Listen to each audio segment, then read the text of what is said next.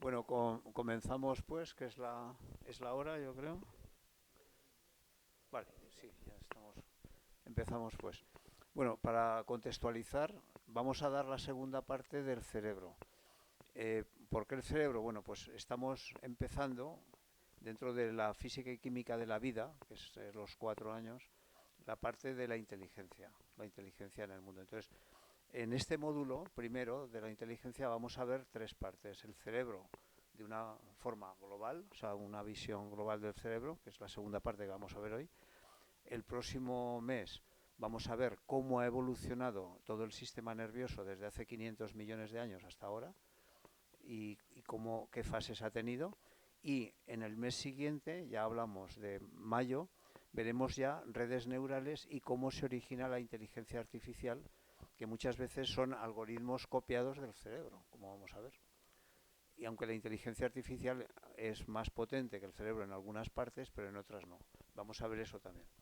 Entonces, vamos a hacer un pequeño recorrido de lo que vimos la anterior vez para ir ya contextualizando a lo que vamos a ver hoy. Eh, lo primero, pues vamos a tener aquí eso, que la información viene de fuera o de dentro, es capturada, pasa por un sistema aferente a unas unidades de memoria de, que crean mapas de memoria espaciotemporales y emocionales, salen a unas zonas asociativas y a un sistema eferente que va a provocar pues movimientos o secreciones hormonales para que se active todo el cuerpo y sobreviva, ¿no? Y esto ya pues realimenta al sistema. Este es el esquema general. He puesto en esta parte una serie de señalizadores para que nos demos cuenta que la inteligencia artificial no ha llegado a algunos puntos que tiene el cerebro, para que nos dé un poco de ilusión, porque nos están vendiendo que la inteligencia artificial nos supera en todo, pero vamos a ver aquí que no, que hay como 6 partes del cerebro que no están superadas todavía por la inteligencia artificial y posiblemente le cueste mucho superarlo a la inteligencia artificial. Bueno, vimos al principio las grandes magnitudes cerebrales, que hablamos de pues, el número de neuronas, las conexiones que tenemos neurales, que si las ponemos una detrás de otra llegarían de la Tierra al Sol. Las distintas zonas encefálicas vimos también, con las características que tiene, y también las neuronas, cómo funcionan, y también los ritmos, las ondas cerebrales. Aquí el énfasis es que hablamos primero de neurona, de las partes de la neurona, pero esto fue la gran aportación de Ramón y Cajal. Eh, pero sí es importante destacar que un alumno de Ramón y Cajal, que se llamaba Rafael Lorente, pues descubrió y se fue a Estados Unidos y allí hizo toda su carrera. Desgraciadamente no volvió a España. Pues este hombre demostró que la unidad funcional del cerebro y del sistema nervioso no es la neurona, como se enseñaba antes. Esto ya lo hizo en los años 30, o sea, esto es viejo. Sino que la unidad funcional es el conjunto de neuronas, o sea, lo que llamaba el conjunto neural, que es un grupo de neuronas que actúan entre todas juntas, disparan a la vez y se autoalimentan. Entonces, eso es lo que crea las unidades de memoria y las respuestas asociativas que después vamos a tener en el córtex. Vimos también pues todo lo que son los receptores, la zona, básicamente las hormonas y los neurotransmisores, cómo actúan sobre los receptores celulares y esta familia es la que, digamos, hace que el cuerpo funcione entre neurotransmisores y hormonas. Hay veces que la misma molécula puede actuar de neurotransmisor por ejemplo, aquí tenemos el ejemplo de la oxitocina, que nos sirve de neurotransmisor, pero actúa también como hormona también. O sea que está muy interrelacionado todo el sistema. Vimos también al principio las señales receptoras, cómo el cerebro detecta patrones y los integra. Entonces todo va a base de disparos neurales. Y vimos también, destacando, que la respuesta raramente es lineal. Por ejemplo, la mayor parte de la luz tiene un estímulo que es logarítmico. Por eso las estrellas, cuando hablamos de magnitudes estelares, son logarítmicas. O sea, la magnitud 1 es 100 veces más grande que la magnitud 6. Entonces, ¿por qué? Porque es una respuesta logarítmica. Lo mismo pasa con el sonido y con el tacto. En cambio, con la electricidad no, es exponencial. O sea, una descarga de unos 100 voltios no es la mitad que una descarga de 200 voltios, sino que una descarga de 200 voltios al cuerpo le puede afectar como 10 veces más que una de 100 voltios. O sea, que es lo contrario, es exponencial. Después vimos también la vista, cómo actúa, y las capacidades tan alucinantes, y sobre todo en el tema de recepción de las señales aferentes, lo importante es que todas actúan por un triángulo. No es que actúen solo sensación, acción, percepción, sino que actúan cuando hay acción. Esto lo veíamos con el ejemplo, el experimento famoso de Helen, de que un gatito recién nacido era funcionalmente ciego si no movía las patas cuando aprendía a ver, ¿no? Y esto se ha visto que los sentidos normalmente requieren siempre una acción y un movimiento para que compilen bien la información al cerebro. Vimos también el oído, también es muy parecido, y también las distintas señales como van codificadas según su intensidad o su frecuencia. Y acabamos hablando, pues eso, de que son capaces, la vista es capaz de detectar un fotón de luz visible y el oído un fonón de una red cristalina. Y vimos también que los murciélagos, por ejemplo, pues son capaces, debido a que tienen unos 100.000 hercios de frecuencia, de detectar objetos, o sea, lo que es un mosquito de 3 milímetros, ¿no? 3,5 milímetros. Y ya pasamos ya entramos ya en la materia de ahora, que es por un lado las señales del tacto, el olfato y el gusto. Bueno, en el tacto tenemos también las neuronas, son receptoras, y también actúan lo mismo, sensación, percepción, acción. Este triángulo va a ocurrir siempre.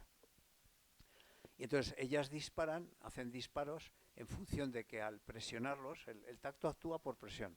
Entonces la presión lo que hace es que hace disparos porque despolariza los canales, las membranas neurales, y abre los canales de sodio y entonces crea un potencial activador.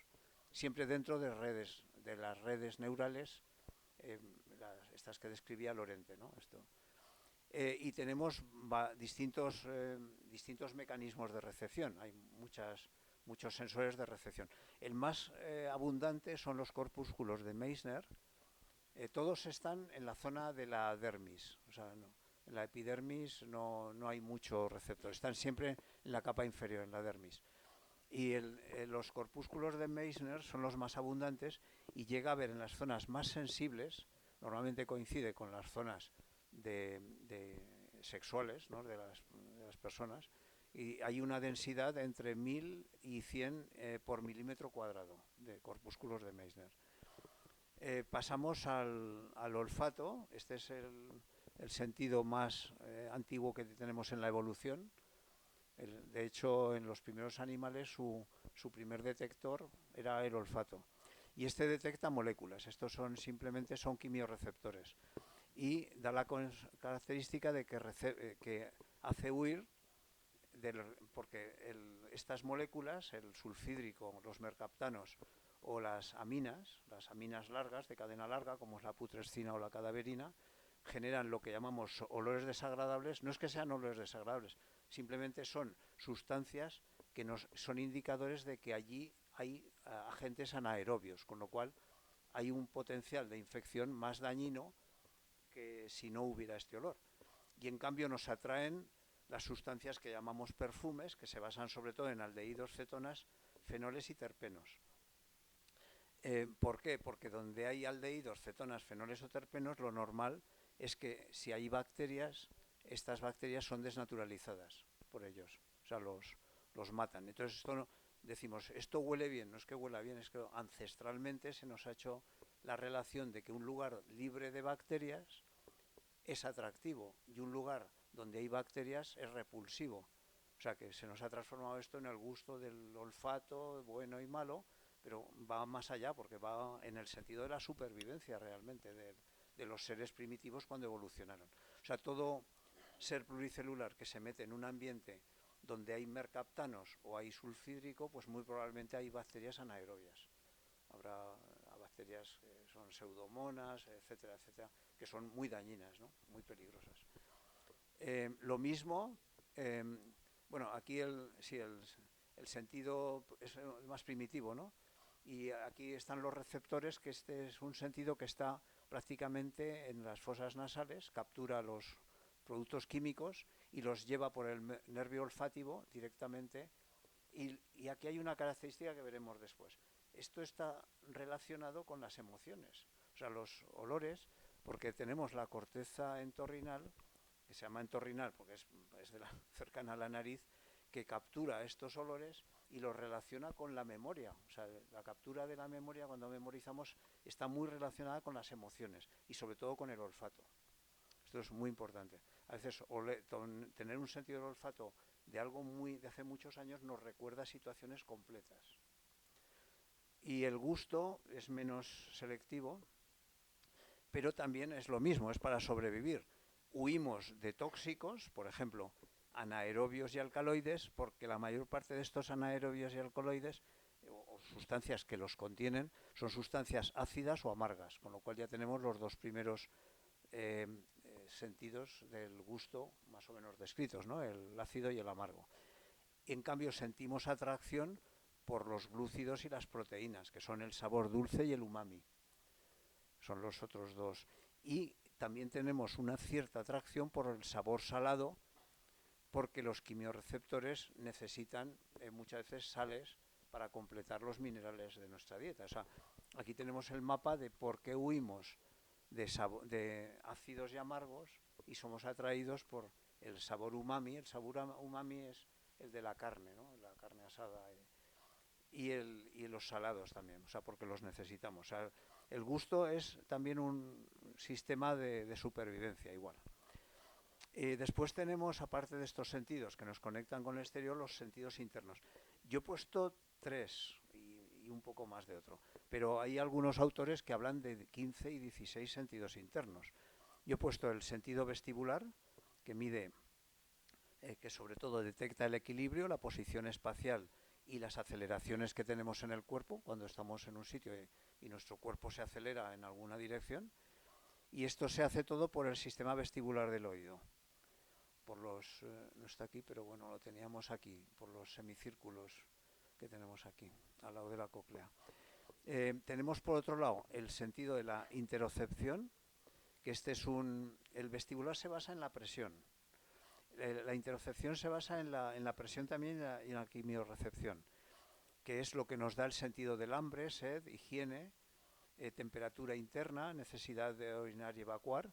Esto es un sentido que se obtiene o por presión o por quimiorrecepción, en el caso de la sed y del hambre. Y después tenemos la propiocepción, que actúa por presión, por sensores de presión, igual que el tacto. Y esto lo que nos da es la posición de todas las partes del cuerpo y la coordinación del movimiento y el equilibrio. Es decir, aunque cerremos los ojos, sabemos en qué posición tenemos la mano y la pierna porque nos lo está diciendo. O sea, tenemos una red neural extendida por todo el cuerpo que nos está informando de la posición de todas nuestras partes del cuerpo en cada momento. Después hay algunos autores que hablan de la conciencia como una posible sentido también, ¿no? O sea, es el sentido de que nos detectamos a nosotros mismos, ¿no? Que tenemos el sentido de propiedad de que existimos, ¿no? Esto es muy discutible, es un tema medio filosófico, pero se está discutiendo este tema. Entonces, esto lo veremos en la corteza asociativa después. Tenemos pensamiento, o sea, donde aquí vamos a ver es que detecta nuestras emociones, es como una red neural que está alerta de lo que están haciendo el resto de redes neurales. Entonces, detecta lo que hacen un poquito después. Normalmente, cuando tomamos conciencia de algo, han pasado 0,1 segundos, una décima de segundo. Es decir, la conciencia no domina. Muchas veces el proceso mental va a la supervivencia sin contar con la conciencia. Pero cuando tú te pones alerta, estás alerta de lo que está pensando el cerebro, tomas conciencia de lo que ocurre en el cerebro. Y entonces esto es lo que llamamos conciencia. Pero esto no ocurre inmediatamente. O sea, hay un decalaje de 0,1 segundo desde que el cerebro toma una decisión hasta que tú la haces consciente. Esto ha llegado a discutirse en los que trabajan en estos temas, como que no tenemos libertad, que el cuerpo actúa, toma una decisión, pero nosotros tomamos la conciencia una décima de segundo después y decimos, he tomado esa decisión. No la has tomado, ya estaba tomada por el cuerpo y te ha hecho consciente que la habías tomado. O sea, nos ha engañado en ese sentido. Este es un tema que vamos a dedicar hacia el final del curso un trozo importante de sesión, porque ha habido muchos experimentos de esto. O sea, el sentido de lo que es la libertad. Esto es muy importante, el entenderlo. Entonces, también pasa una cosa, aquí en relación con lo que hacemos, ¿no? Detecta los procesos mentales, los observables que hay en el entorno. Esto tiene mucha relación con la física cuántica. La física cuántica, para pasar de un estado que no está medido a un estado, una vez que lo has medido, tiene que haber un ser consciente que detecte que ese estado ha colapsado en otro estado. Entonces ahí entra la conciencia, y de esto ha habido mucho debate también. Ya lo hablaremos con un poquito más de tiempo, pero no entraremos mucho. Esto sí lo veremos más en cosmología, porque ahí vamos a hacer una conferencia solo de física cuántica específica, y ahí sí que lo vamos a ver. El cómo la conciencia puede o no actuar sobre la física cuántica, o si los estados cuánticos pueden colapsar sin que haya una conciencia observable. Eso es un tema, pero vamos, lo dejo simplemente como un tema que no está resuelto. Somos conscientes de nuestra propia existencia, es decir, es una red neural que nos detecta que estamos viviendo, nos reconoce. Y la consciencia también es subjetiva, o sea, la conciencia, una característica es que es subjetiva, cada uno tiene la suya. Tú eres consciente de ti mismo, tú no puedes ser consciente de lo que está haciendo otro, ¿no? Es nuestra. Y puede aumentar o disminuir. Por ejemplo, la meditación hace aumentar la conciencia. Después veremos un momentín este punto. La memoria también. O sea, una persona que pierde la memoria totalmente, pues su conciencia disminuye muchísimo, porque pierde las referencias de todo lo que hay, ¿no? Y también los lenguajes evolucionados, lenguajes abstractos que tienen niveles de abstracción. Entonces esto también, temas de meditación, memoria y lenguajes abstractos evolucionados hace que nuestra conciencia aumente, porque tomamos más conciencia de nuestro cerebro, de nuestro ser, ¿no? Pasamos ya a la parte interna. Estábamos aquí hasta ahora en la información, cómo pasaba por los sistemas aferentes hasta las unidades de memoria. Ahora vamos a entrar en las unidades de memoria. Aquí entran dos áreas importantes, que es el campo, el hipocampo con la amígdala y la corteza entorrinal. Entonces, lo que hace la memoria es que crea mapas estructurados, tanto de espacio como de tiempo, como de emociones. O sea, la conciencia lo que hace es que lo mapea todo lo que nos ocurre entre allí, entra desde fuera o desde dentro, porque la memoria también registra las sensaciones internas, o sea, registra si tenemos sed, si no tenemos sed, nuestros dolores, o sea, lo va registrando todo, ¿no? Y lo registra de una forma pues muy, muy interesante. O sea, lo que hace es que el hipocampo conduce los sucesos que estamos viviendo, hace disparos en grupos, siempre colectivos, por redes neurales, y los almacena en el córtex. El almacén de córtex, pero no almacena la memoria mecánica, por ejemplo. El conducir, el caminar, esto no está almacenado de esta manera. O sea, lo que es movimientos se almacenan más en la zona del cerebelo que en la zona del córtex. Espera, es que si no, ir al final mejor, yo creo. En el córtex se almacena, es que quiero ir un poquito más con aire, porque si no, no llegamos al final. En el córtex se almacena la memoria estructurada y permanente, en donde grupos de neuronas disparan juntas y crean lo que es una red recurrente. Este fue el descubrimiento de Lorente, precisamente, de Rafael Lorente. Él y otros más, pero él fue uno de los pioneros que empezó a hablar de redes neurales recurrentes en lugar de neuronas solas, ¿no? Como hablaba Cajal y toda la escuela de Corti y Cajal. Y son redes que se están activando constantemente. Entre ellas mismas están enviando señales y están siempre activas. El circuito está funcionando siempre por pulsos que se envían unas a otras. Y esa red se queda disparando entre ellas y se te queda en el almacén. Pero para recuperar el almacén, lo que tienes que hacer es completar la ley, completar la red. O sea, lanzas una señal cuando dices, uy, esto lo tengo en la punta de la lengua. Es que estás lanzando señales a esa red recurrente a ver si se pone a disparar y te trae el recuerdo al consciente, ¿no? Entonces, cuando la compleción de red es que metes un chispazo en alguna de estas neuronas que están en la red y ya la red la activas y empieza a disparar toda entera de otra forma. Y entonces has recuperado el recuerdo. Este es el sistema.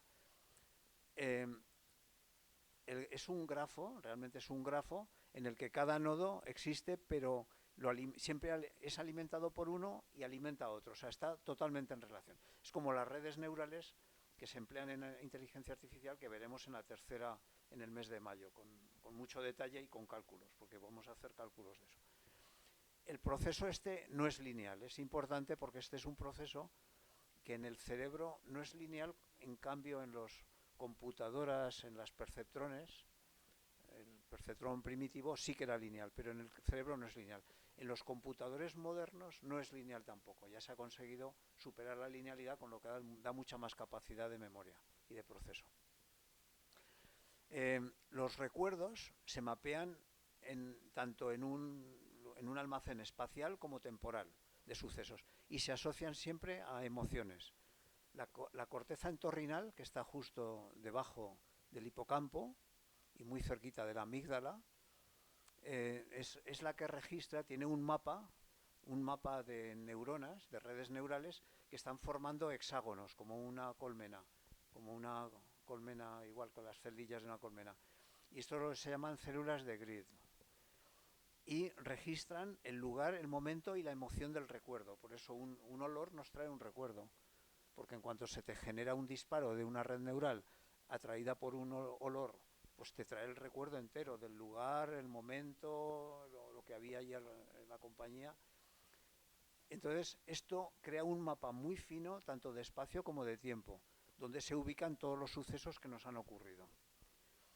El hipocampo y la corteza entorrinal actúan como un diario, como un GPS, y un mapa extremadamente fino asociado a los recuerdos. Esto los computadores hoy día no lo pueden hacer, no fácilmente. O sea, es muy difícil que lo hagan. Eso es un reto que no está superado por la inteligencia artificial. Vamos a ir viendo más, ¿eh? Este es el primero que hay que destacar. El aprendizaje y las emociones se hacen con el neurotransmisor principal que afecta es la dopamina. El hipocampo, que está muy cerquita de la amígdala, tiene receptores de dopamina que gestionan las emociones y envían al córtex para consolidar recuerdos emocionales. Todo el recuerdo se va a formar en el córtex, que es la gran superficie, la capa que recubre el cerebro, ¿no? Y siempre recuerdos que generan emociones de supervivencia. Es decir, los recuerdos que no nos han servido de supervivencia normalmente no se suelen almacenar o se van degradando muchas veces, ¿no? O sea, siempre el recuerdo es con emoción de supervivencia en general. Las neuronas dopaminérgicas disparan mucho y generan mucho aumento de dopamina, utilizan mucho la dopamina. Si hay un error, esto lo veremos mucho en redes neurales, la constante, el valor E, que es el error entre lo que el modelo del cerebro tiene para entender el mundo y la sensación que le viene de fuera. Y este error puede ser positivo o negativo. Si tú te esperas una cosa y es mucho peor de lo que te esperas o mucho mejor, este error te va a generar mucha actividad cortical. Y esto señala, porque da señal y el córtex entra en acción muy, muy fuerte, muy intensa. Y esto lo que te señala es que hay una falta de predicción cerebral, o sea, un miedo a que el cerebro no te ha predicho lo que había ocurrido, porque ha habido un gran error, tanto como bueno como malo. O sea, un error que te da mucho mejor una cosa de lo que esperabas, también te genera una superacción cerebral. Tiene que volver a ajustar y eso te hace una excitación cortical fuerte. Y esto motiva la corrección del modelo que tenemos en el cerebro y fija una fuerte memoria emocional por el error. Eso son normales. Y después tenemos una plasticidad de la memoria. La plasticidad lo veremos en una charla posterior con mucho más detalle. Hay varios niveles de plasticidad. el nivel este es de red, es un nivel. Hay un nivel de plasticidad que es la creación de nuevas neuronas, hay otro nivel de plasticidad que es las dendritas que pueden interconectarse o desconectarse, o sea, eso es una plasticidad, y hay otro nivel de plasticidad que es el de red, que es este. Entonces, al recordar un suceso, reactivamos la red recurrente que se va modificando en cada función del contexto emocional. Es decir, cada vez que hacemos un recuerdo de algo, lo vamos cambiando ligeramente. O sea, por eso la memoria no es fiable a veces. O sea, creemos que la memoria nos podemos fiar de ella y no nos podemos fiar, porque nos va cambiando según la emoción que tienes al recuperar la memoria y nos va evolucionando. Por eso es muy importante, sobre todo la gente que se dedica a la ciencia, es registrar el suceso, porque si lo dejas en la memoria, te va a cambiar. La memoria va a ser plástica y cambiante. Entramos ahora en la parte más, vamos a decir, más superior, ¿no?, que hay de la evolución, que es el córtex cerebral, sobre todo el neocórtex y la parte del neocórtex, que es la propia de los humanos. Esto se produjo hace unos 2.400.000 años, o entre 2 millones y 2 millones y medio de años, en el Homo habilis. Creció esta nueva capa, que es la capa del córtex, el neocórtex, y es lo que nos ha dado, pues digamos, todo el progreso que tenemos ahora. Esto, el córtex en general, el córtex lo tienen todos los mamíferos. Lo que pasa es que nosotros tenemos un córtex especial, que es el neocórtex, que se nos formó hace unos 2,4 millones de años. Entonces, el cerebro, el córtex en general es una capa que suele ser de un grosor que rodea todo el cerebro, es la materia gris que llaman, ¿no? Es gris porque no tiene mielina, ¿no? O sea, si está mielinizado, pues se ve blanca, ¿no? Esa es la materia blanca, es la que tiene mielina, y la gris la que no tiene. Y tiene 6 niveles neurales, o sea, lo que se llama la columna cortical, que si cortas el córtex en sección, te aparecen 6 niveles de neuronas, 6 niveles. Y estos niveles de neuronas son los que van a registrar pues toda la memoria asociativa, van a hacer todo los cálculos, las predicciones. Ahora vamos a ver un poco más la cantidad de algoritmos matemáticos que llega a hacer ella solita, ¿no? Y estos 6 niveles lo tenemos los humanos y lo tienen, se ha ido aumentando. Las aves tienen 3 niveles, muchas aves evolucionadas, sobre todo las aves modernas, de hace unos 10 millones de años, pero los simios ya tenemos entre 5 y 6 niveles. El ser humano tiene 6 niveles en la columna cortical. A esto le dedicaremos un día, prácticamente media jornada, solo a la columna cortical para entenderla bien, porque es donde está toda la esencia de la capacidad asociativa que tiene el cerebro. ¿Qué es lo que hace la red asociativa compleja? Pues une la memoria, los sentidos, la actividad motora, creando creatividad e intuición. Esto no lo tienen tampoco la inteligencia artificial. Ahora se está intentando, se está acercando a lo que es una red compleja, pero no lo ha conseguido todavía. Tampoco ha conseguido mucho la creatividad ni la intuición, por supuesto. Esto es algo muy propio de nuestra red neural del neocórtex.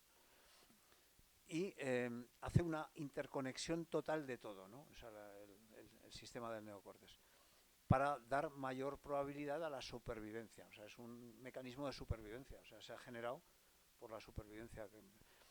Y tiene varios procesos interesantes que veremos con mucho detalle en la charla que veremos en mayo, dedicada a la inteligencia artificial y a todos los algoritmos que la dominan, ¿no?, para entenderlo bien. Pero he destacado aquí uno importante, que hace cálculo bayesiano. El cálculo bayesiano, bueno, simplemente os lo recuerdo, es estimar la probabilidad de la causa de un suceso. Es decir, cuando nos pasa algo, tenemos rápidamente a pensar la causa que ha sido para evitarla. Es decir, si oyes un arañar de una roca, dices, ¿será un león lo que tenemos detrás de la roca? O sea, digamos, es el proceso contrario. O sea, vamos a hacer para entenderlo. Imaginaros que tenemos una fábrica que tiene 2 máquinas. Una que fabrica el 40% de las piezas y otra el 60%. Y esta máquina tiene un 30% de errores y un 70% de piezas buenas. Y esta otra máquina que fabrica el 60% de las piezas tiene un 10% y un 90%.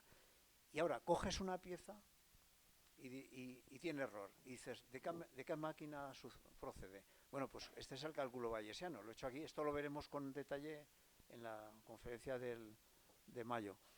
Haces el cálculo bayesiano y te dice que la probabilidad de que sea de la máquina A si ha salido B es de un 60%.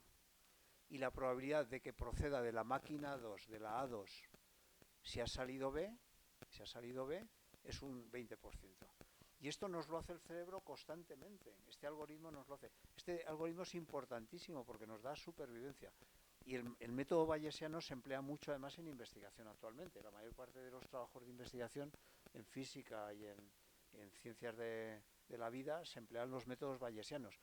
El método bayesiano te da una probabilidad retrógrada. En lugar de decir, si hago esto, tengo esta probabilidad y sigo para allá, esta es una probabilidad forward, ¿no?, que se llama, hacia adelante. Esta es la típica. Hago esto con un 40% de probabilidad y esto con un 30%. Entonces multiplicas 40 por 30 y te da la probabilidad de esto.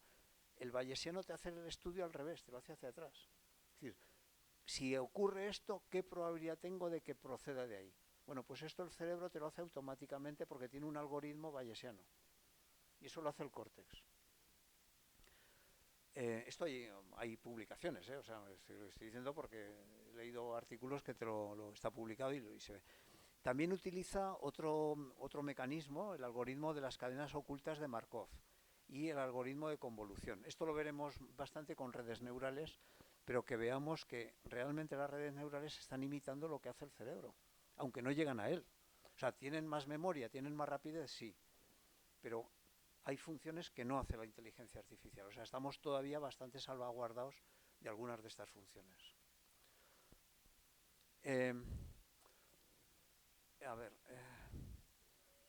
Conceptos jerarquizados. Otra cosa que hace el cerebro es jerarquizar conceptos. El córtex temporal, que está próximo a la memoria, el córtex temporal, aquí, el próximo a la memoria del hipocampo y a las emociones, a la amígdala, está muy relacionado. Lo comentaba hace poco, bueno, hoy, con Koldo, la gran cantidad de relación que hay entre la emoción y el pensamiento. O sea, está mucho más contaminado el pensamiento de emoción de lo que pensamos. O sea, no somos tan racionales, vamos a decir, ¿no? Entonces, tiene una capacidad enorme el córtex temporal de reconocer caras en la zona T1. El giro fusiforme es el que afina caras. O sea, pero con una precisión increíble. O sea, esto es dificilísimo hacerlo con la inteligencia artificial hoy día. El poder. Nosotros vemos a un ser querido, lo vemos de perfil, de canto, de no sé qué, y lo reconocemos, está ahí, aunque lleve, yo que sé, un gorro o que esté pintado o maquillado, es que lo reconoces. ¿Por qué? Por el giro fusiforme. O sea, tiene una capacidad increíble de conocer, reconocer cosas que nos han afectado emocionalmente. Entonces, esto no lo hace la inteligencia artificial todavía. A lo mejor lo llega a hacer un día, pero hoy por hoy no lo hace. Organiza también conceptos en un mapa espacial asociado a emociones, como hemos visto de la corteza entorrinal, ¿no? Asimismo, el córtex parietal crea un mapa del entorno próximo y cuando hay un daño por ictus, genera el síndrome de mi negligencia. Es decir, cuando... esto lo quería nombrar porque esto nos va a venir al final de la charla, veremos cómo se rompen estas armonías tan grandes que tiene el cerebro. Bueno, pues este es uno. Cuando hay un daño, se produce una heminegligencia. Y voy a contar simplemente una curiosidad que a mí me ha pasado. O sea, yo tuve un ictus y yo, por ejemplo, salía del baño, al principio, ahora no me pasa evidentemente, y me secaba solo medio cuerpo, el otro no existía para mí. Pero eso tomaba conciencia, pero ¿cómo que me seca un medio? La gente, incluso ahí en la literatura médica, pues se habla de que hay gente que se afeita media cara y se le olvida la otra. O sea, cuando se da cuenta, coño, o sea, tiene que afeitar, pero desaparece la otra parte del cuerpo. A mí me pasaba con secarme. O sea, salía de la ducha y me secaba solo medio cuerpo, el brazo derecho y la pierna derecha, y me olvidaba de que existía la otra. Vamos a ver, porque esto después tiene una curiosidad en la última parte de lo que vamos a ver hoy. Entonces, simplemente es una curiosidad de mi negligencia. El córtex también estructura y jerarquiza conceptos elaborados y memoriza causas y efectos. Y consigue unas sutilezas lingüísticas pues que la inteligencia artificial no llega todavía a percibir, sobre todo en el área de Broca y en la de Wernicke. O sea, en el área que tenemos de Broca, del habla, pero claro, ahí en el habla tenemos mucha sutileza. Muchas veces hablamos en doble sentido, en triple sentido, y la escucha lo mismo en el área de Wernicke, la comprensión. Somos capaces de comprender una conversación que está hecha con doble sentido. Eso la inteligencia artificial le está costando mucho. Esto no, la sutileza lingüística que tiene el área de Wernicke y el área de Broca no se ha conseguido todavía con la inteligencia artificial. O sea, va por detrás, que a lo mejor un día se consigue, porque todo avanza, ¿no? Pero de momento no se ha conseguido bien. El ajuste del comportamiento hace también el córtex, el neocórtex. El córtex prefrontal, específico del Homo, de nuestro género Homo, nació con el Homo habilis, como comentaba, hace unos 2,4 millones de años. En la zona del Rift, el Homo habilis, los restos, la mayor parte de los restos que se han encontrado del Homo habilis está en la zona del Rift, ¿no? Y esto tiene una función ejecutiva, eligiendo el comportamiento más valioso e inhibiendo los impulsos primarios. Hay un caso que es el de Phineas Gage, que se hizo muy famoso en medicina a principios del siglo XX, que fue un señor que le atravesó, lo veremos después, y ahora simplemente lo doy el chispazo, ¿no? Le atravesó, estaba manejando explosivos, salió una barra disparada y le atravesó el cerebro de lado a lado. Le rompió la corteza cerebral, el neocórtex, y siguió viviendo igual, o sea, no le tocó órganos internos, no tuvo grandes dolores por eso, más que la parte ósea, sí, pero el cerebro no duele. En cambio, cambió de carácter radicalmente, se convirtió en otra persona. Era un hombre ejecutivo, equilibrado, amable, que llevaba fama, era un encargado de obra y llevaba fama de ser, que era una persona muy ejecutiva y muy bueno. Bueno, se convirtió en una persona insoportable, primario, bronca diaria, terrible, ¿no? Y le cambió totalmente la persona, como si fuera otra persona distinta. Y esto se hizo por el ajuste prefrontal. O sea, es un ejemplo que hay que... Las neuronas del neocórtex se excitan ante el error y se relajan tras tomar una decisión. O sea, cuando hay un error de previsión, que lo comentaba antes, se excitan mucho, hay una superexcitación. En el momento que tomas la decisión, te hace un apagado y se relajan. La conciencia, bueno, hemos visto antes, es el darse cuenta de, se podría definir, ¿no?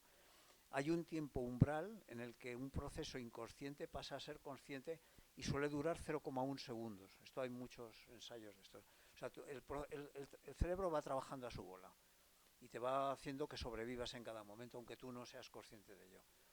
Pero cuando tú quieres tomar conciencia, tienes un tiempo de calaje. Tarda 0,1 segundos a que la conciencia detecte lo que está haciendo el proceso mental del inconsciente. Y entra en fuerte actividad la corteza asociativa y el prefrontal cuando piensas en el yo o cuando piensas en personas. Esto es importante, ya os comentamos el experimento de los cuadros, que un cuadro de caras excita muchísimo más el cerebro. Os pasé un artículo que venía de donde se hizo el artículo, lo pasé. En cambio, un cuadro de paisajes también excita, un cuadro de cosas, digamos, familiares, como es un bodegón, pues el interior de tu domicilio, o una casa, ¿no? Un dormitorio, te excita. Y en cambio, un cuadro abstracto te apaga la mente, o sea, no excitaba nada. Y esto fue un experimento que se hizo en Inglaterra hace, pues, como 30 años o 20 años. Y fue concluyente, o sea, lo que más excita con diferencia es ver caras humanas. Y sobre todo si son conocidas, ¿no? Entonces esto, pues, es el tiempo umbral y lo que excita el prefrontal, ¿no? Quería también mencionar el dormir. Claro, el dormir es un estado de quiescencia que se produce en todos los animales. O sea, esto se produce en todos los animales conocidos. Hay fases de quiescencia muy distintas, en los insectos también. ¿Por qué ocurre esto? Pues ocurre porque hay el ATP, cuando va trabajando el ATP es la moneda de cambio de la energía en todo ser vivo, ¿no? Desde las bacterias más primitivas hasta cualquiera, ¿no? Entonces el ATP se va fraccionando y va soltando zonas de adenosina. La adenosina es la asociación de la adenina con el azúcar, ¿no? Con el penta... ¿Cómo se llama? La ribosa, ¿no? Perdona. Entonces, la adenosina se queda flotando en sangre y se va adhiriendo a las neuronas, a la corteza neuronal, bueno, a la membrana neural, ¿no? Y cuando la membrana neural está muy rebozada de adenosina, la neurona entra en relajo, ¿no? Entra en un estado de quiescencia, ¿no? Se llama. Y entonces te entra el sueño, y entonces eh, ocurre que bueno, la adhesión de la adenosina a los receptores neurales y también a los astrocitos de la glía produce lo que llamamos sueño, es decir, entras en un estado de que las membranas de todas las neuronas y la glía no te dejan transmitir bien señales porque se te han rebozado de adenosina y requiere que te apagas, ¿no? Te apagas. Esto pasa con animales y vamos, a los insectos les ocurre. Después hay de todo tipo, hay animales incluso que tienen medio cerebro despierto y medio abierto y medio dormido para poder... Los pájaros, por ejemplo, algunos, como tienen que seguir volando, hay pájaros que de estos que vuelan permanentemente, que medio cerebro lo tienen apagado y el otro durmiendo. O sea, tenemos todas las variantes posibles. Eh, entonces, ¿qué ocurre? Que en el sueño lo que hace es que se recicla de nuevo la adenosin monofosfato y la inosina, se reciclan y limpian de nuevo la membrana. Y una vez cuando has limpiado la membrana, te despiertas, hay una subida de cortisol en el cuerpo que te sube la tensión y entras en acción ya en el día siguiente. Por eso hay que tener cuidado al despertarse, no hacer barbaridades, porque claro, ya el cuerpo te va a meter un émbolo de cortisol para que espabiles, y es un momento crítico que cuando una persona tiene riesgo o de ictus o de infarto, pues es un momento crítico cuando te despiertas. Si haces una barbaridad, yo que sé, que te tomas un vaso de agua fría a lo bestia o te metes una ducha fría de golpe por la mañana, pues te puede dar un infarto o un ictus, porque ya se junta el estímulo de cortisol que te hace el cuerpo para despabilarte y despertarte a que tú le metes un hiperestímulo más externo que te fuerza mucho, pues que provocar un problema, ¿no? Entonces es importante que ya de por sí el cuerpo te va a hacer un shock de despertar, que no lo alteres mucho más de lo que el cuerpo te hace, ¿no? Entonces, la cafeína, que es una molécula que se parece, aquí lo que pasa es que tendría que haberlo puesto invertido, esto le tenía que haber dado la vuelta a esta, pero que es una molécula que se parece a la adenina. Cuando tú tomas cafeína, ¿qué haces? Que rebozas las neuronas y la glía, las rebozas con cafeína. Y entonces la adenina no entra. Y entonces no te produce el estado de quiescencia, no te cansas, sigues trabajando y sabes, sigues en actividad porque las neuronas no las apaga. La adenosina no las apaga. No se puede posicionar la adenosina porque ya están cubiertas por cafeína. Y entonces no puede entrar la adenosina y seguimos despiertos artificialmente, ¿no? Entonces, simplemente comentar curiosidades de esto del seno. Pasamos ya a la respuesta. Estamos ahora en el punto... A ver de hora qué tal, vamos, sí, ahí. Tengo que espabilar un poco, sí. Estamos aquí. Pasamos ya, hemos hecho la memoria, la asociación, ahora vamos a la actuación. Ahora, una vez que ya tenemos en memoria, tenemos ya procesado lo que ha ocurrido dentro y fuera del cuerpo, se ha procesado cómo mejor sobrevivir, ahora tenemos que actuar. Entonces, lo que ocurre aquí es que hay un córtex premotor, que está aquí, en esta zona azul, que le llegan las señales de la corteza, de lo que hay que hacer, le llegan muchas señales. Y esto envía una orden al córtex premotor, que dispara señales de acción, 0,1 segundos antes de ser conscientes, bueno, lo que he comentado antes, que no sabemos cómo está actuando, pero ya la conciencia, cuando vamos a actuar, tomamos conciencia normalmente como una décima de segundo después de lo que el cuerpo ha tomado la decisión. ¿Ya? Y al hacernos conscientes de esta decisión ya se ha tomado, por lo tanto, lo que he comentado antes, nuestra libertad pues parece que es un espejismo filosófico antiguo, ¿no? Puede ser, no sé, lo veremos en una charla posterior más a fondo de esto con experimentos que ha habido. pero puede ser que la libertad no sea tanta como nos creemos que tenemos. Esto pasa del premotor al cortes motor, que es el que está pintado aquí de color granate, ¿no? Este tiene un archivo de memoria de todos los movimientos del cuerpo. Este es como un archivo de los mecanismos de movimiento que hemos ido aprendiendo en la vida, ¿no? Lo tiene.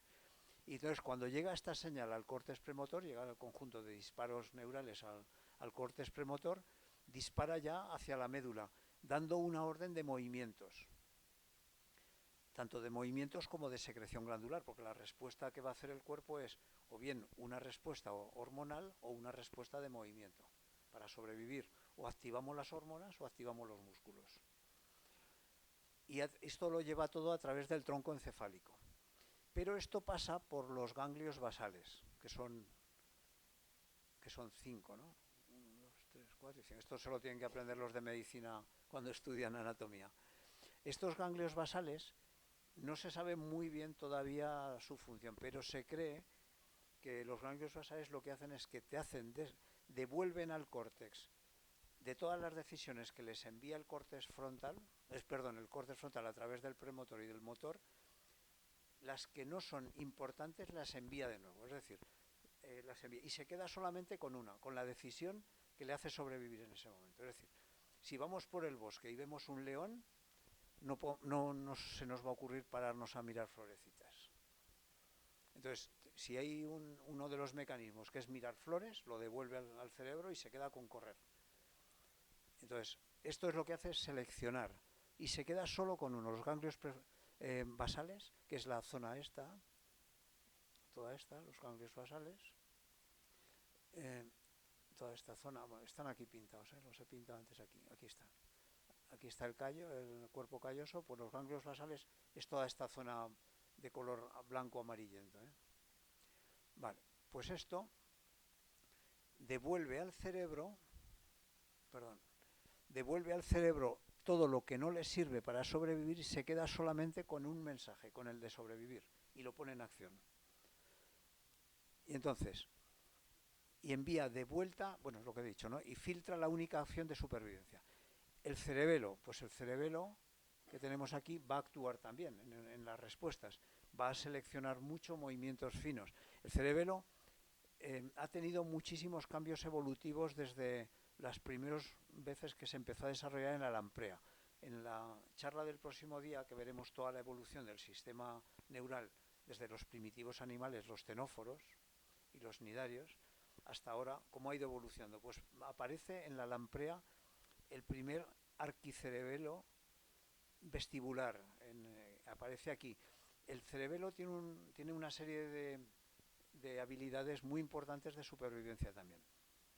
Primero, vamos a ver sus características de tamaño, ¿no? Ha evolucionado mucho para afinar movimientos complejos. Sobre todo, la complejidad del movimiento la controla mucho el cerebelo.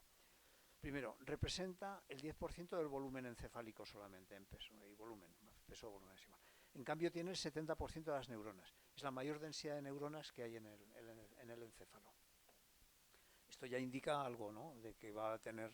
Claro, sabemos que una neurona tiene unas 100 veces más metabolismo por célula que una célula del cuerpo, pues aquí tenemos que el cerebelo va a consumir una cantidad enorme de energía y va a tener unas funciones muy específicas, ¿no? Entonces, primero, tiene una habilidad que es el equilibrio fino de movimientos. O sea, hace una conexión vestibular compleja y es muy afectado por el etanol. El etanol es lo que hace que pues, se vaya uno tambaleando cuando toma mucho, ¿no? Automatiza procesos motores complejos. Ejecuta mucho cuando se ejecutan por aprendizaje repetido. Es decir, cuando conducimos un coche, normalmente estamos oyendo la radio, pero está conduciendo el cerebelo, ¿no? Normalmente. Y afina movimientos de precisión. Esto, tanto el equilibrio fino de movimiento como el afinamiento de movimientos de precisión, esto le está costando muchísimo a la inteligencia artificial y a la robótica hacerlo. La robótica le cuesta mucho, o sea, tú, el que a un robot le des, o sea, nosotros nos pasan un huevo y tú lo coges con toda tranquilidad y no lo rompes. El que un robot coja un huevo y además que a nosotros nos lo dan el huevo en cualquier posición, así, así, lo coges siempre y no se te rompe nunca, ¿no? El que esto lo haga un robot es dificilísimo. Lo están consiguiendo, pero les cuesta mucho, con mucha maquinaria detrás y un volumen muy grande de mecanismos, ¿no? O sea, es una tarea muy complicada hacer lo que hace el cerebelo. Ajusta fuerza, porque claro, un robot te coge el huevo y a lo mejor te lo aplasta, ¿no? Nosotros jamás aplastamos un huevo, te lo dan y no lo rompes, y aunque te lo den de cabeza abajo, de cabeza arriba, lo coges de cualquier manera y no se te rompe. Y en cambio el cerebelo nos permite hacerlo con una precisión altísima. Y otro punto importante es el hipotálamo, ¿no? Que es el gestor de emociones también. Cambios de sentido, también acción y fisiológico. Bueno, aquí hay una interrelación muy grande en secreciones químicas, los neuropéptidos, y también modifican y modulan todo el sistema eferente de movimientos y endocrino. Vale, vamos a pasar a la respuesta más. Ya tenemos los movimientos que nos vienen ya seleccionados de lo que tenemos que hacer. Ahora pasan a un sistema nervioso periférico. Las señales se depuran por el tronco encefálico, pasan del tronco encefálico, que es esta parte, este es el tronco encefálico, van a pasar a la médula. A ver, voy a acelerar un poquito porque si no, no nos da tiempo. Y no quiero que se nos alargue más. Entonces pasan a un... las señales se envían por el tronco encefálico a la médula y por los ganglios dorsales. Salen hacia afuera, hacia el sistema nervioso motor. Y por un lado tenemos los reflejos. Los reflejos son reacciones que no van a pasar por el cerebro. Cuando te quemas, quitas la mano. Pero esos son movimientos que conectan los aferentes con los eferentes sin pasar por el cerebro prácticamente. Bueno, sin pasar.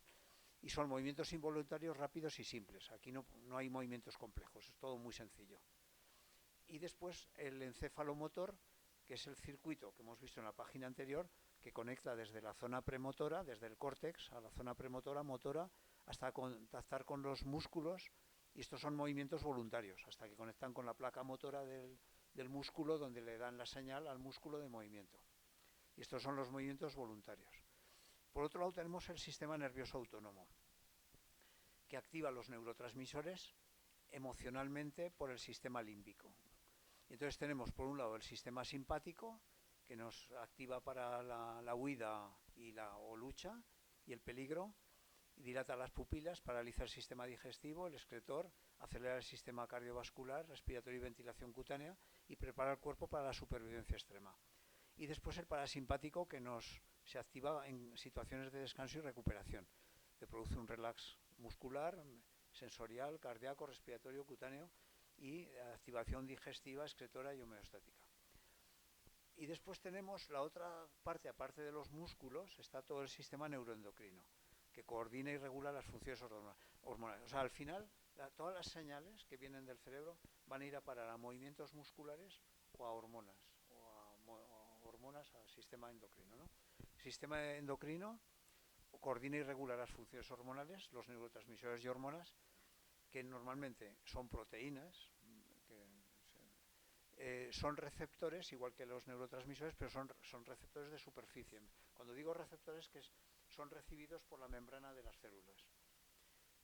Y se comunican a las paredes celulares. La comunicación hormonal lo que tiene de característica es que es lenta y es analógica, frente a la neuronal, que es rápida y digital. O sea, esa es la diferencia. Una transmisión neuronal es muy rápida.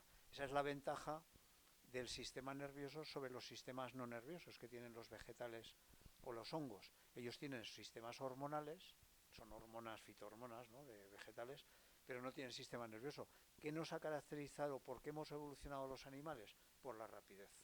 Hemos cogido el nicho de rapidez de la evolución. Las plantas y los hongos tienen otras características muy potentes en la evolución, pero son lentos. Nosotros somos rápidos.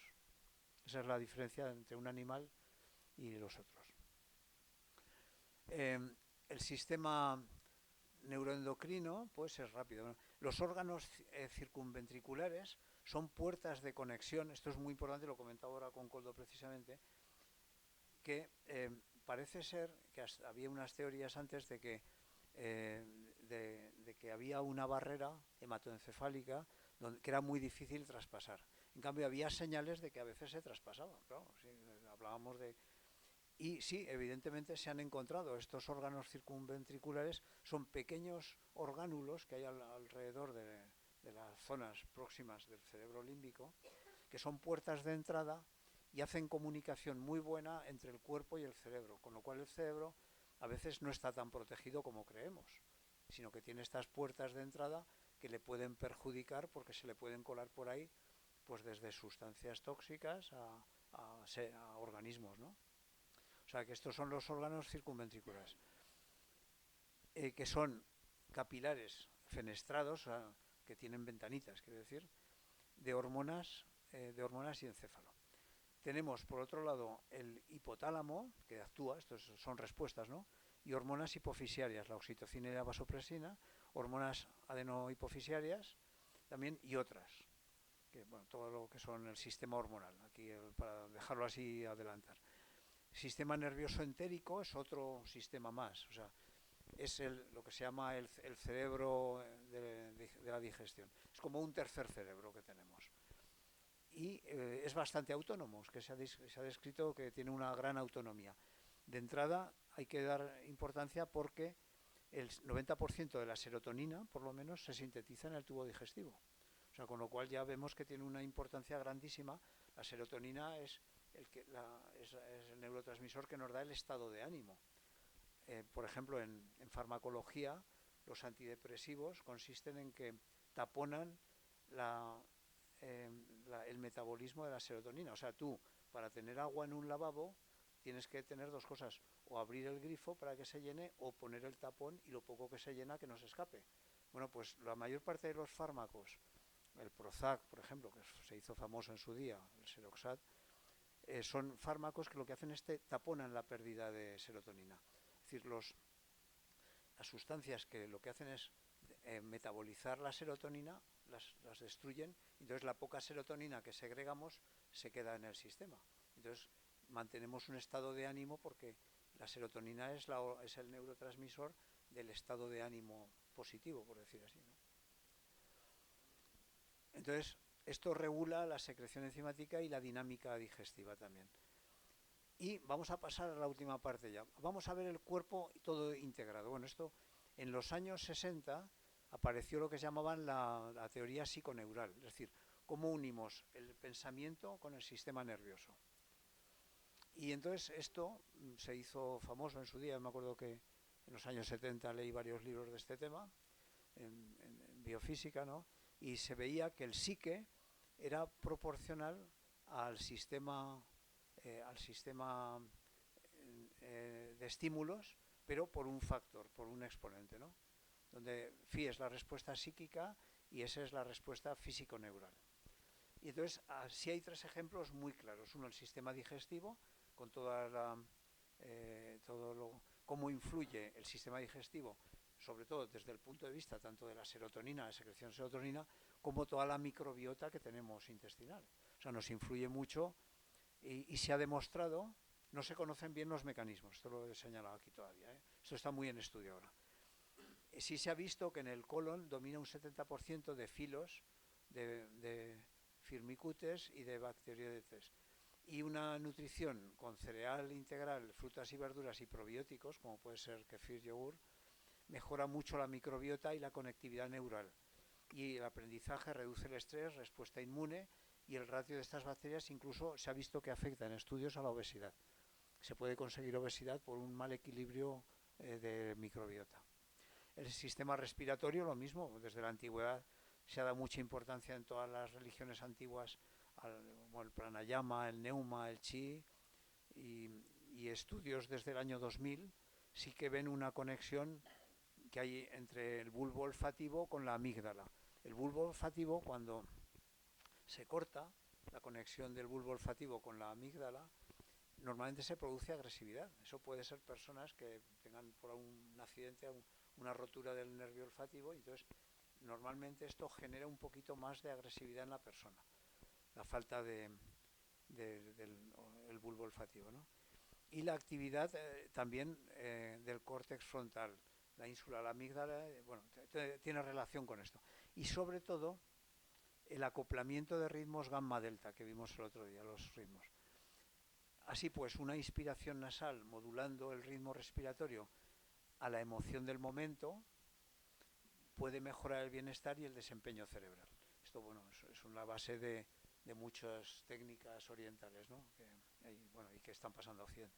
En el sistema cardiovascular también se ha visto muchísima relación.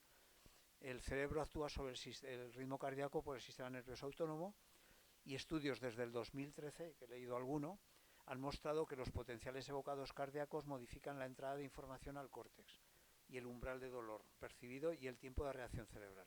Bueno, se ve que, por ejemplo, en experimentos tibetanos, la meditación samatha, que es de calma, hay una desconexión inesperada. En los estudios que he leído no se entendía que desconectaban el corazón del cerebro. Cuando entras en samatha, en una meditación samatha, el ritmo del corazón y del cerebro se desconectan.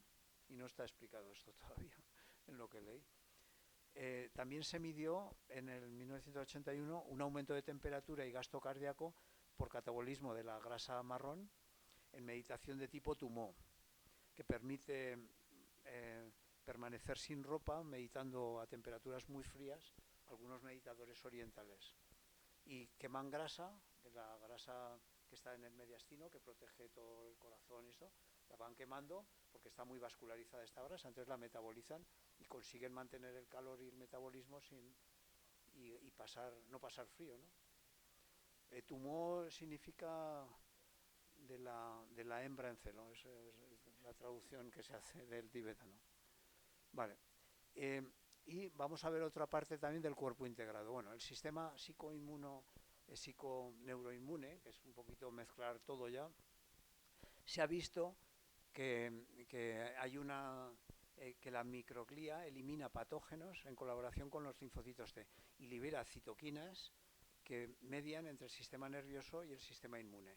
O sea que hay una relación, parece ser ya demostrada y objetiva, entre el sistema inmune y el sistema nervioso. Por eso cuando te estás bien, como que te enfrías menos, caes menos infecciones.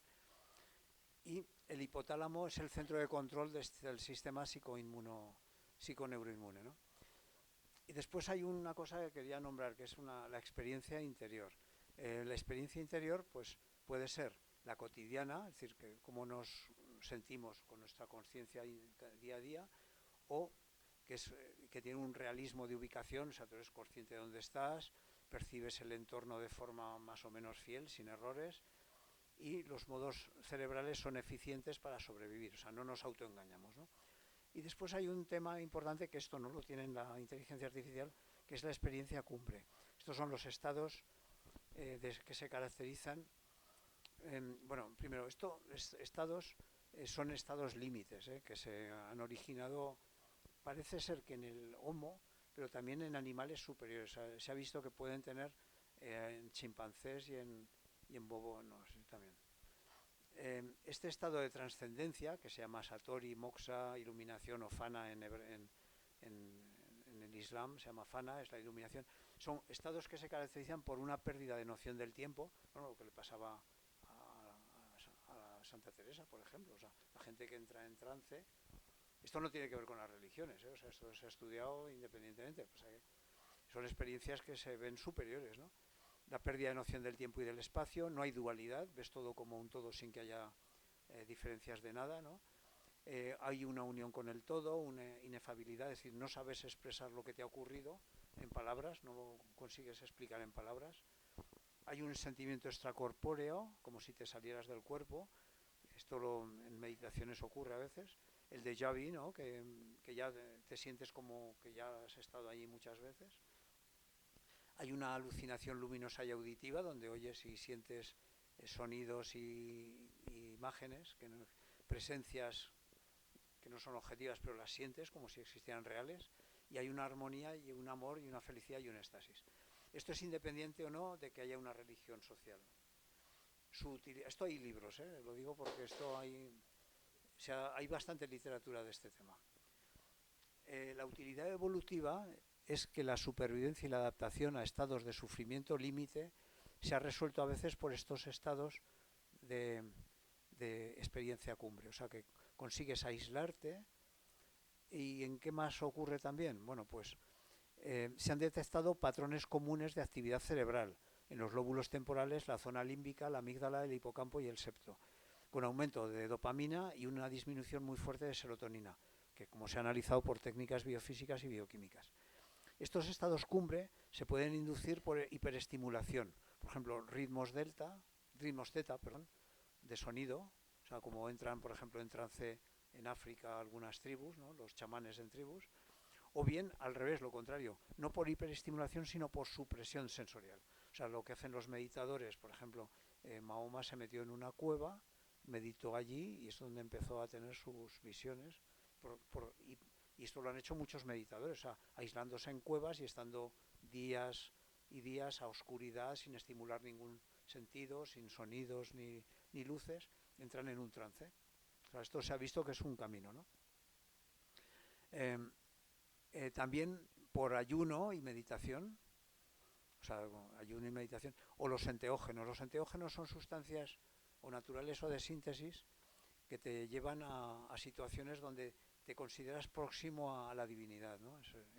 En, eh, en teos es que entras como en la naturaleza de Dios, ¿no? Teógeno que genera un Dios interior, ¿no? Es naturaleza de síntesis. O por una estimulación eléctrica también se ha visto. Se han hecho pruebas con electrodos de esto. Situaciones extremas y patológicas también. Experiencias próximas a la muerte, epilepsia del lóbulo temporal sin convulsión, también provocan estas situaciones, ¿no? Estas experiencias individuales evolucionan al chamanismo y en sistemas espirituales sociales que incluyen más aspectos a medida que evolucionan, por ejemplo, cosmogonias, organización social, económica y cultural. Es como una estrategia evolutivamente activa, o sea, evolutivamente eficiente, ¿no? Esto protege al ser humano, esta evolución como especie, ¿no? Hemos pasado aquí todo el sistema integrado. Vamos a lo contrario. ¿Cuándo nos desintegramos? Bueno, pues el caso que nombraba de Phineas Gage, que le atravesó una barra el cerebro y le destrozó parte del córtex frontal, entonces cambió su personalidad. Vale. Otras lesiones, por ejemplo, la lesión del cuerpo calloso, que es esta zona, aquí, esta zona blanca. Es lo que une los dos hemisferios, son toda la comunicación entre hemisferios. Pues ha provocado dos síndromes. El síndrome de mano ajena, es decir, mientras tú das una orden consciente a una mano de que te ponga los botones, de que te cierre la camisa, la otra mano detecta, pero como está desconectada, no recibe la señal de que te abotones, entonces la otra mano ve como que se te está desabotonando y automáticamente y de forma sin control te empieza a desabotonar, porque ve que algo está cambiando y te lo quiere poner como estaba. Entonces es un fenómeno curioso que se llama síndrome de la mano ajena o de la mano alienígena, también la llaman algunos, que es ajena, vamos. Entonces esto lo he puesto por abrochar los botones, que es muy curioso. Esto es un síndrome, si lo miráis os podéis enterar de estas curiosidades. La disociación de creencias también. Se ha visto que en cerebros que tenían el cuerpo calloso cortado, sin comunicación, estimulabas al cuerpo, uno de los cuerpos, unas experiencias, por separado, ¿no? A uno respondía de forma cristiana devota y el otro de forma agnóstica, como si fueran dos personas diferentes. O sea, yo digo, si cuando se muera, pues un trozo irá al cielo y otro al infierno, ¿no? Es un poco muy curioso, pero bueno, podéis entrar en ver estos. Después también el miembro fantasma frente a la negligencia que comentábamos antes. O sea, miembro fantasma es que tú en el córtex sensorial tienes una parte que está destruida, ¿no? O sea, perdón, no, está completo, está íntegro. En cambio no tienes brazo, pero en el cerebro, el programa, el software cerebral no te ha reseteado y se ha actualizado. Y para él sí que sigues teniendo brazo, aunque no lo tengas. Pero como no lo has reseteado, pues él interpreta que hay un brazo y puede tener dolor, calor, picor, tiene de todo, pero no existe. Porque hay una desconexión entre el software y el hardware, ¿no? Eso es lo contrario de la heminegligencia. La heminegligencia es al contrario. Ha muerto una parte, en mi caso concreto, murió la parte sobre todo de los pies, me ha costado mucho el recargarlo y no lo he conseguido. En cambio, tenía el pie perfectamente íntegro. ¿Qué me ha hecho? Pues que camine mal y me ha estado dando la lata toda mi vida, desde que tuve el ictus. También tenemos el caso de la mi negligencia, digo, es el contrario, que se ha borrado el software cerebral. O sea, yo el software lo tenía borrado, en cambio el miembro lo tenía perfecto, pero no lo conectaba, ¿no? Después está también el síndrome de Cangras, que es el delirio de suplantación. Esto es muy curioso y es un síndrome, ¿eh? O sea, si podéis buscarlo, es una desconexión entre el reconocimiento visual y la memoria afectiva. Es decir, tú ves a una persona y dices, no, esa es mi mujer, pero no siento nada, la han suplantado, es un alienígena que es igual que ella, pero es alienígena, no la siento. Entonces, este es el síndrome de Cangras, es muy curioso. Es una desconexión también cerebral, ¿eh? O sea, donde estás viendo una persona que la reconoces plenamente que es así, pero no la sientes así, no puedes sentirla. Se te ha desconectado. Se te ha desconectado la memoria afectiva del reconocimiento visual. Y esto normalmente el origen está en lesiones cerebrales, psicosis o demencias. Después tenemos también el trastorno de identidad disociativa, que este es puramente psicológico, psiquiátrico, ¿no? Que esto es el tener múltiples personalidades, ¿no? Hay personas incluso que es el caso de Mr. Hyde y claro, exactamente. Entonces, hay incluso personas que se han detectado hasta 40 personas distintas. Y una persona, cuando cambia a otra, no se acuerda de la anterior, no tiene memoria, está totalmente aislada. Es decir, es una disociación completa de los procesos cerebrales. Esto es a nivel de software. O sea, una persona puede ser encantadora en un momento, cambia al otro lado y es completamente horrorosa. Y es eso, el caso de Mr. Claro, pues este caso se escribió la novela precisamente basada en estos casos que había. Y después estas desconexiones, estos desajustes del cerebro y el cuerpo, se pueden producir también por parasitismo. O sea, no solamente ya por daños de tipo ya quirúrgico o químico, sino también porque te entren agentes externos. La microglía interacciona con las células inmunes y libera las citoquinas. Bueno, esto ya lo he visto antes, no voy a repetir. Dada la permeabilidad de la barrera hematoencefálica, hay unos complejos biológicos, que son parásitos, bacterias y virus, que pueden alterar y pueden entrar en el cerebro, ¿no? Y son capaces de modificar procesos mentales, como vamos a ver. Bueno, uno es el Toxoplasma gondii. El Toxoplasma gondii es cuando, ¿sabéis? Cuando las mujeres están embarazadas, dice, cuidado con los gatos, no toquéis animales porque podéis coger el toxoplasma. Bueno, pues el Toxoplasma gondii es una tragedia para las ratas. La rata es un huésped intermedio, no es el huésped definitivo, el huésped definitivo es el gato. Entonces el toxoplasma, que normalmente tiene reservorios en animales de granja, suele entrar, los oocitos entran en las ratas, le modifican el cerebro a la rata, o sea, los taquiocitos son unos organismos pequeñitos de 5 micras, después pasan a ser los oocitos son de 10, y son muy móviles, y altera la amígdala de la rata, hasta tal punto que la rata, cuando las ratas tienen un mecanismo en la amígdala de que cuando notan olor a orina de gato, huyen de donde sea. O sea, no aparece una rata si hay orina de gato. En cambio, le modifica la amígdala a la rata de tal forma que la rata se enamora de la orina del gato. Y cuando huele orina de gato, va al gato, como si estuviera enamorada del gato. Y entonces se acerca al gato, el gato se la come y cierra el ciclo del parasitismo. Es decir, un ejemplo donde el que manda aquí no son los cerebros, está mandando un germen, o sea, bueno, más que un germen, pero es un parásito, ¿no? Es esto, ¿no? O sea, hasta este punto el toxoplasma es el jefe de este ciclo. Es decir, hasta qué punto somos dueños de nuestra existencia como nos creemos que filosóficamente somos dueños de nosotros mismos. Pues ahí tenemos un ejemplo de que un microorganismo manda sobre nosotros, y no sobre nosotros, sino como una especie de, de, de genoma extendido que afecta a varias especies. O sea, porque esto está afectando a varios huéspedes en el proceso. Este es un ejemplo. Otro ejemplo es el virus de la rabia. Aquí es más gordo todavía. Aquí el que manda es un virus, ya no es un organismo eucariota, sino que es un virus. Es el virus de la rabia, ¿no? Entra en los nervios musculares y avanza lentamente, no es inmediato, pero en pocos meses entra en el sistema nervioso, lo inflama y cambia completamente el comportamiento. Produce una situación de agitación, furor, producción de saliva concentrada. El mecanismo de la rabia es que cuando ves agua te produce aversión el agua, ¿no? Pero en cambio la deseas. O sea, la deseas porque estás sediento, ¿no? No ves agua, pero al ver agua... Pero ¿quién está mandando ahí? Está mandando el virus. Porque el virus lo que quiere es que la saliva esté muy concentrada.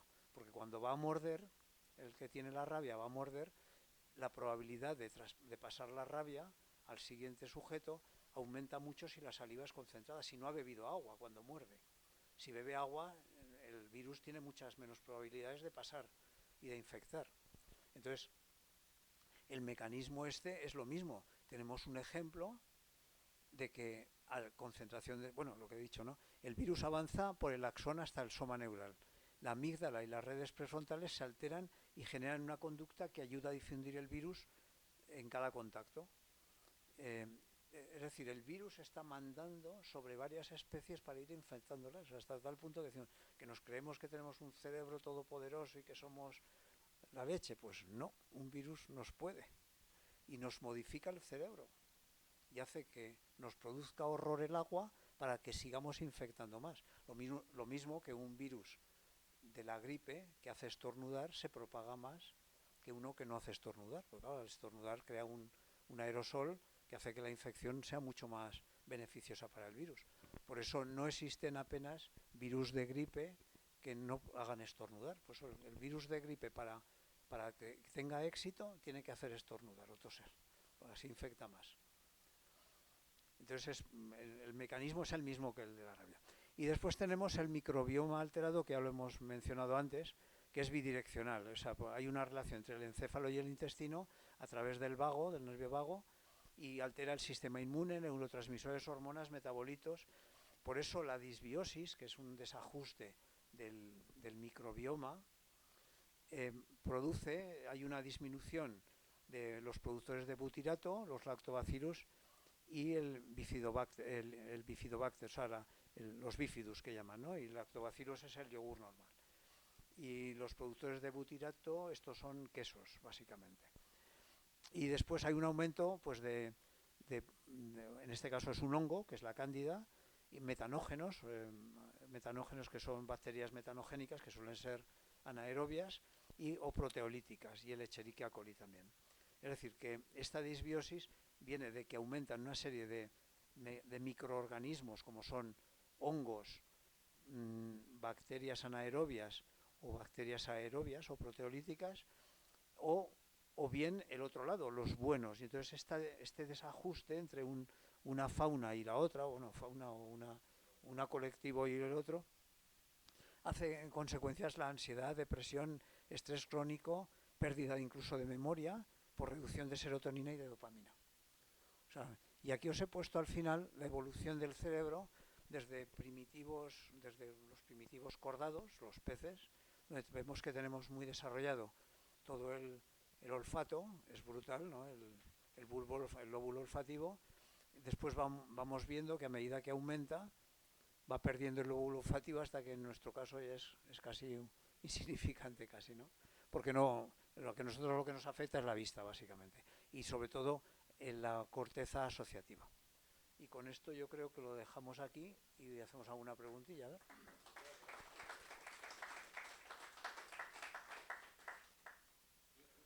Sí, coge el...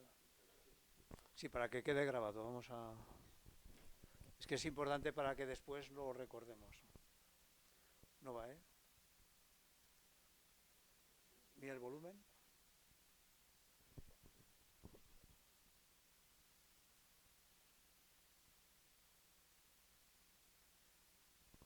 Toma.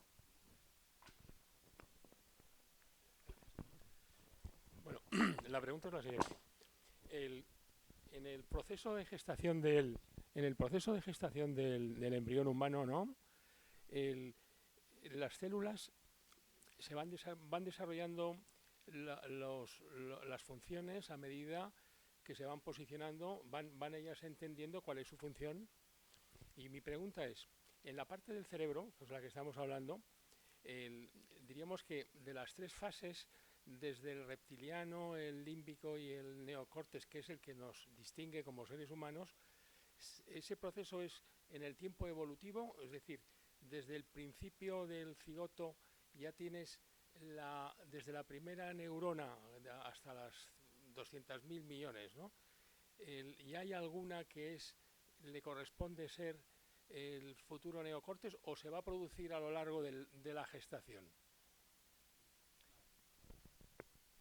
Bueno, lo primero, la clasificación de cerebro reptiliano, límbico y racional es una se hacía antes, ahora está cuestionado, ¿eh? O sea, ahora está un poco en duda, pero bueno, es entendido. Sí. Entonces, este proceso se va produciendo en la gestación, claro, la gestación se va produciendo.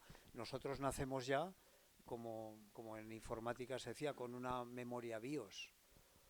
O sea, una memoria que ya te hace el arranque del ordenador por sí sola, ¿no? Son los informáticos, la memoria BIOS, ¿no? Que se llama. Entonces nosotros nacemos con eso. Un niño tiene la gramática y la síntesis ya prefabricada en la memoria BIOS. Te coge un lenguaje fácilmente. Eh, el neocorte se va formando en los 5 primeros años, básicamente, o incluso 10. O sea, al principio hay poco.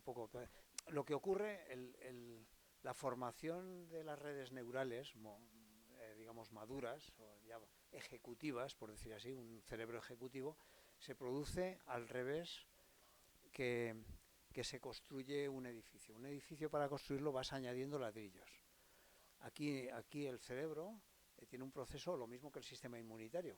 Es al revés. O sea, el cerebro cuando tú naces hasta los 5 años lo llena todo de ramas neurales a lo loco, de forma espontánea. Hace un crecimiento fractal. Lo vimos con los morfógenos, cómo hacen crecimientos fractales de las células. Y cuando llega una cierta edad, a partir de los 2 3 años, empieza a tallarlo. Es como saco una estatua de un bloque de piedra. O sea, funciona al revés. No construyes poniendo piezas, sino quitando lo que sobra. Entonces lo que haces es un podado de las zonas corticales hasta que cuando llegas, pasada ya la pubertad, llegas a un estado donde el cerebro se supone que ha madurado, y cuando dice ya ha madurado este chico o esta chica, ¿no? Es que ha tallado y ha sido capaz de tallar todas sus ramas sobrantes y ha dejado las útiles, ha dejado los circuitos útiles para sobrevivir y funcionar. No, mi pregunta era porque si el neocórtex es originario, Sí. ¿no? Si el neocórtex es originario en el feto desde el principio, podríamos concluir que el feto es humano desde el principio. Si el neocórtex no aparece hasta un determinado momento, lo que hay ahí es un embrión en gestación que puede ser cualquier cosa. Esa era mi cuestión. No, es que estas categorías filosóficas aquí son, bueno, es que ya hablamos de humano, ya empezamos a tocar la filosofía. Sí, sí, claro. Sí. Ese lo empieza más tarde. O sea, es que todos son procesos que son evolutivos. Bueno, por acabar antes un poco lo que ha sembrado la duda. El sistema inmunitario pasa igual. Las células inmunitarias, cuando nace uno, tiene a lo bestia de todas. Hay unas células que por dispersión, por lo que es la curva de Gauss, son muy agresivas y otras que son muy vagas. Entonces, el cuerpo, a medida que va probándose con el externo, con el entorno, va seleccionando las que son útiles para su entorno. Entonces, las que son muy agresivas, pueden hacer daño al cuerpo, pueden provocar problemas autoinmunes, porque atacan al cuerpo, ¿no? Las que son unas vagas sobran también, entonces no las van a alimentar, porque son vagos, ¿no? Entonces te quedas con el perfil de agresividad inmunitaria que corresponde al entorno en el que vives. Con el cerebro pasa igual. Vas tallando ese cerebro desde los más o menos un año hasta los 10-15 años. A los 10-15 años el cerebro, el neocórtex queda tallado. O sea, no es un todo nada. O sea, te vas haciendo persona lentamente. Claro, dices que lo que no es persona, hombre, es que no, si no es persona, pues una persona pues es una célula también, ¿no? Pero claro, la categoría de persona es una categoría filosófica realmente. Biológicamente tú no puedes cortar ahí y decir, no, hasta tal sitio es persona, antes no. Pues, claro, es que tendemos mucho a hacer categorías. Pasa como en física de partículas. O sea, una de las grandes preguntas en las conferencias que hemos dado es ¿qué es una partícula? ¿Cuándo a un ente le das el carnet de partícula? Pues aquí es lo mismo. ¿Cuándo a un ser, a un organismo le das el carnet de persona? Pues no hay un momento, ¿no? Es que es evolutivo. Sí que sí.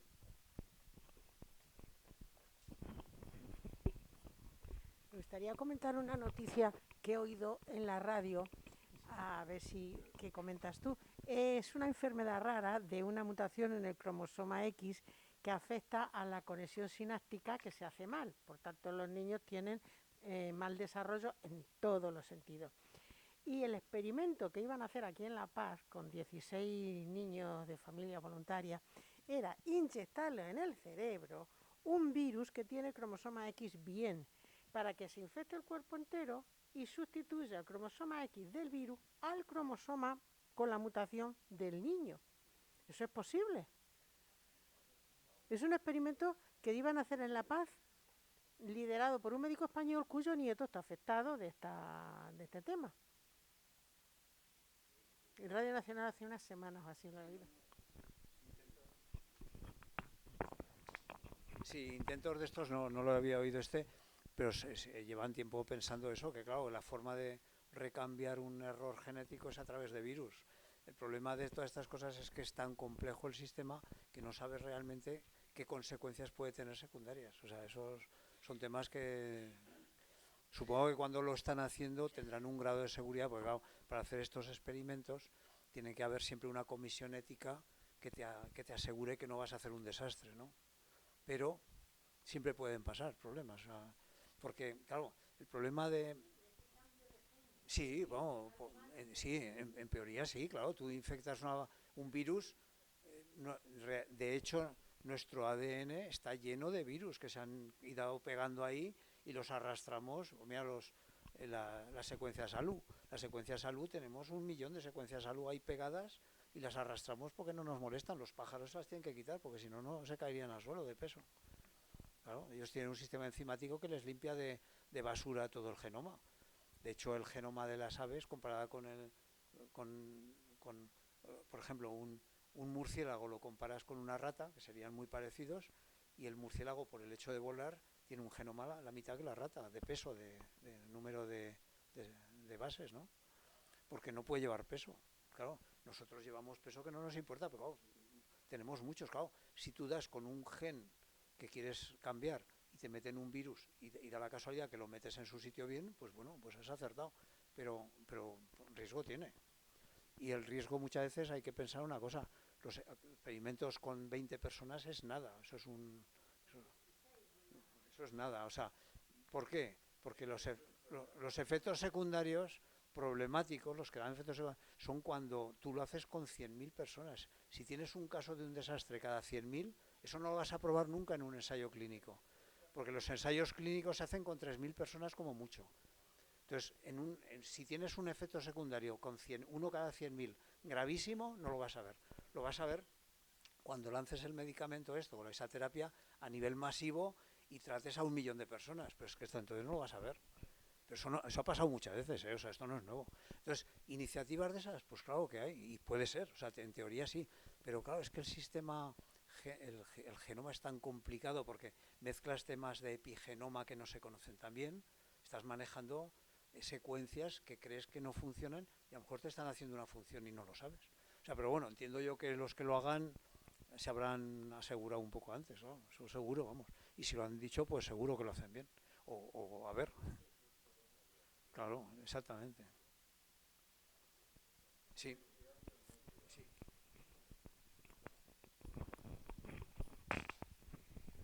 Una pregunta. El tema de la memoria que has hablado, que es evolutiva, que se almacena en el córtex, salvo los que son los procesos mecánicos, que son más bien conductales, ¿qué ocurre cuando una persona alcanza, o bueno, llega a tener una demencia patológica y sin embargo esa memoria es más afectada la próxima que la lejana? ¿Eso por qué es?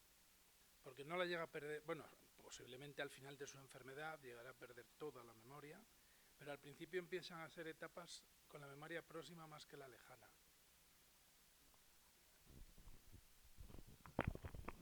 Eso puede tener relación con que la memoria, para que se consolide bien, tiene que estar muy unida a las emociones. O sea, la memoria unida a emociones es mucho más permanente. Entonces, la memoria normalmente de una persona ya mayor, las emociones son menores al almacenar memoria. En cambio, cuando eres pequeño, eres mucho más emocional generando memorias, porque estás descubriendo el mundo. O sea, a ti te pasa un suceso la primera vez y te altera mucho más. O sea, digamos, la sorpresa, la emoción de sorpresa es muy grande. En una persona mayor la sorpresa es pequeña. Tenemos 6 emociones básicas, que es miedo, alegría, tristeza, ira, sorpresa y asco. Entonces, cualquiera de esas emociones, de las 6 emociones básicas, ¿qué es una emoción? Una emoción es algo que te altera la entrada, las vías aferentes, las vías eferentes, motoras y ganglionares, y además te altera la fisiología del cuerpo entero. O sea, una emoción, a diferencia de un pensamiento, es que cuando hay emoción se te altera el cuerpo entero, se te altera el sistema nervioso autónomo entero, porque alteras el cuerpo entero. Entonces, cualquiera de esas emociones, cuando tú memorizas algo con una emoción, va a ser mucho más permanente en la memoria, va a fijarse mucho más. ¿Qué pasa? Que a medida que tenemos años, la emoción sorpresa es menor, porque lo vemos todo como que hay menos sorpresa. Un niño de sorpresa es todo. Entonces, normalmente esas memorias son mucho más fuertes, mucho más firmes, porque están unidas a emociones muy fuertes también. Puede ser una explicación, ¿eh?